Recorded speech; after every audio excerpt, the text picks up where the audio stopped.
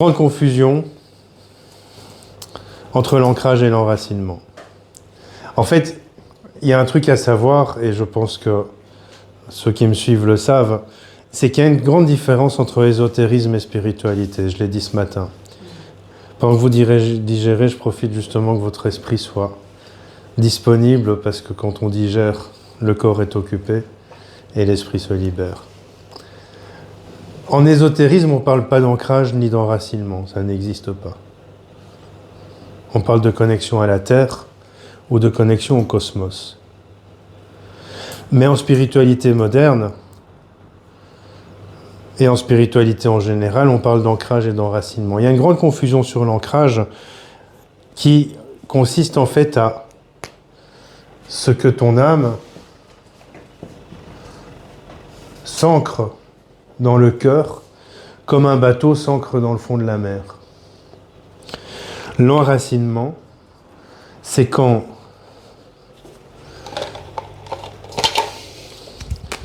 les énergies telluriques remontent au chakra racine.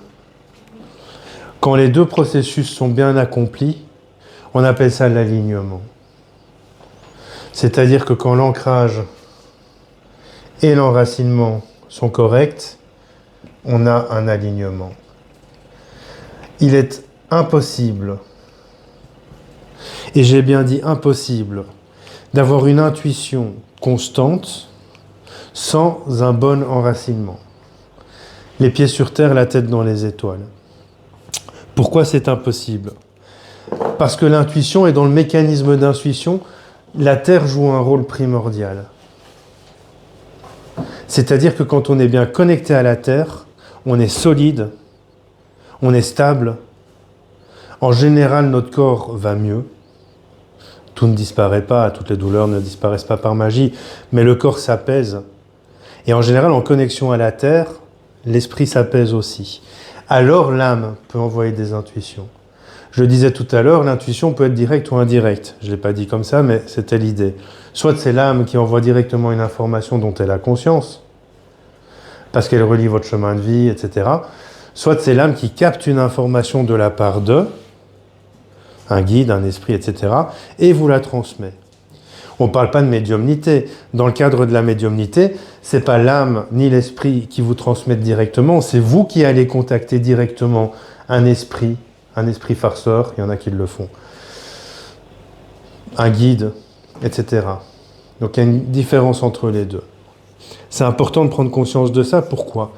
Parce que il y a beaucoup d'exercices d'ancrage qui vous sont proposés. Le meilleur parmi tous, c'est la vie.